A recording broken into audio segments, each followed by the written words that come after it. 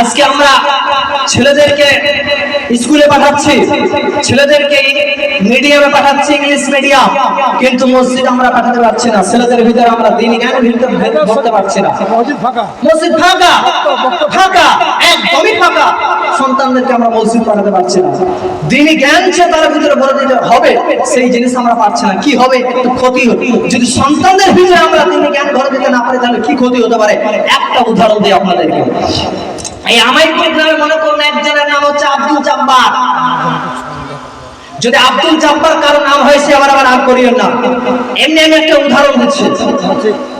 তো আব্দুল জব্বারের দুইটি বেটা। কয়টি বেটা? দুইটি বেটা।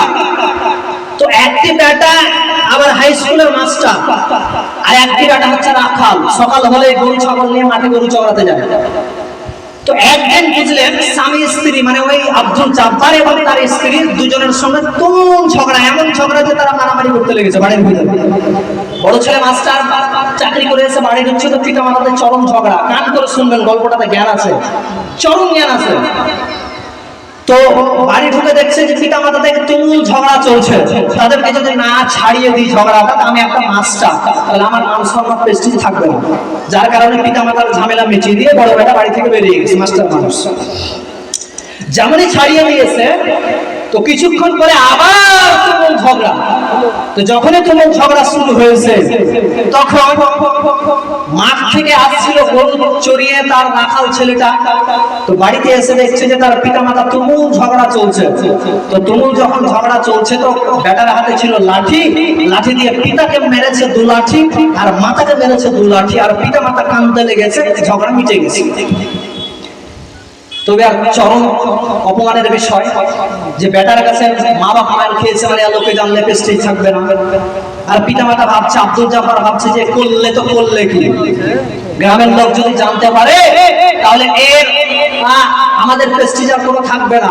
তখন মান্যগণ্য আমাইপুর গ্রামের আমার এই বাপজি মোহাম্মদ আলী সাহেব, ওনাকে ওই আব্দুল জব্বার সাহেব গোপনে বাড়িতে রেখেছে যে ভাই আপনি আসুন বাড়িতে, আমার সম্মান সব শেষ হয়ে গেল, গ্রামের মানুষকে আমি বলতে পারছি না, আমার প্রেস্টিজ সব ডাউন হয়ে গেল, আমার বেটার কাছে আমি মার খেয়েছি, আসুন একটু আমার বেটাকে বুঝাবে। তো বাপজি চলে গেছেন আব্দুল জব্বারের বাড়িতে, ফাইসালা করে দেবেন। তো বাপজি গিয়ে রাখাল ছেলেকে বলছেন, কি ব্যাপার রে, শুনলাম যে তুই নাকি তোর বাপকে মেরেছি, মাকে মেরেছি লাঠিতে করে। তখন এই বেটা বলছে যে হ্যাঁ মেরেছি। তখন বাপজি বলছে যে কি ব্যাপার, তুই জানিস না আল্লাহ বলেছেন ওয়াদা রাব্বুকা আল্লা তা'বুদু ইল্লা ইয়াহু ওয়া বিল ওয়ালিদাইনি ইহসানা, পিতামাতার প্রতি নম্র আচরণ করবে, ভদ্র আচরণ করবে, খবরদার পিতামাতাকে কষ্ট দেবে না, তুই কি জানিস না? তখন ওই রাখাল ছেলে বলছে আমি জানবো কি করে, প্রত্যেকদিন সকাল হয় গরু ছাগল নিয়ে আমি মাঠে চলে যাই, মাঠে গিয়ে দেখি দুটো গরু এমন ভাবে মারামারি করছে, ভুটাভুটি করছে, ঝগড়া করছে। যখনই ঝগড়া করছে আমি তাদের ঝগড়াকে মিটানোর জন্য এই গরুকে একবারই মারি, এই গরুকে একবারই মারি, তাদের ঝগড়া মিটে যায়, ঝামেলা মিটে যায়। তো আমি যখন বাড়িতে এসে দেখলাম যে আমার পিতামাতা ঝগড়া করছে, হ্যাঁ, তো আমি যখন বাড়িতে এসে দেখলাম যে আমার পিতামাতা ঝগড়া করছে, তখন আমি দেখলাম যে গরু তো ঝগড়া করলে তাদেরকে পিটালে ঝগড়া মিটে যায়। তো পিতামাতাকে যদি দুবারই দিই, পিতাকে দুবারই, মাতাকে দুবারই, তাহলে ঝগড়া মিটে যাবে। মেরে দিয়েছি, ঝগড়াও মিটে গেছে, ঝামেলা শেষ। তখন বাপজি বলছেন যে তোর হাতে কি লাঠি আছে না, আমি লাঠি দেবো। তখন বাপজি বলছেন যে তোর হাতে লাঠি না আসতো, আমি লাঠি এনে দিচ্ছি, তো আরো 4 বাড়ি করে লাগা, পিতাকে 4 বাড়ি মার, মাতাকে 4 বাড়ি মার।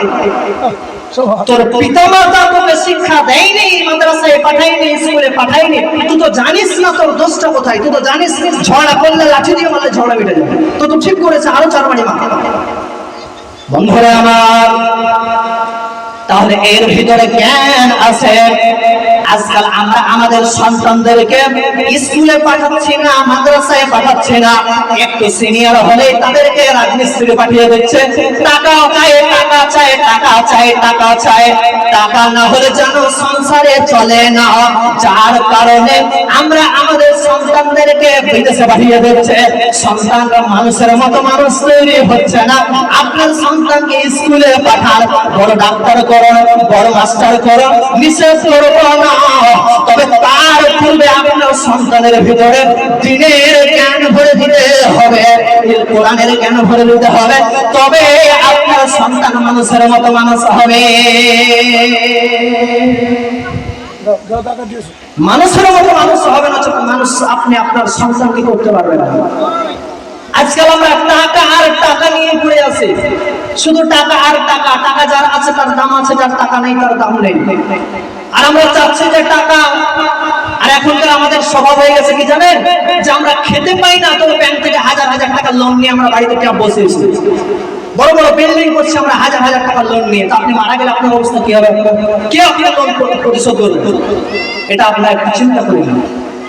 লোন নেওয়া থেকে আমাদের সকলকে বিরত থাকা উচিত। যেটুকু আপনার টাকা আছে সেই টাকাতে আপনি শান্ত থাকুন, আপনি সুখে থাকুন, আল্লাহর উপর ভরসা করে আপনি আনন্দের সহিত বসবাস করুন। কেন আপনি হাজার হাজার টাকা লোন নিতে গেলেন?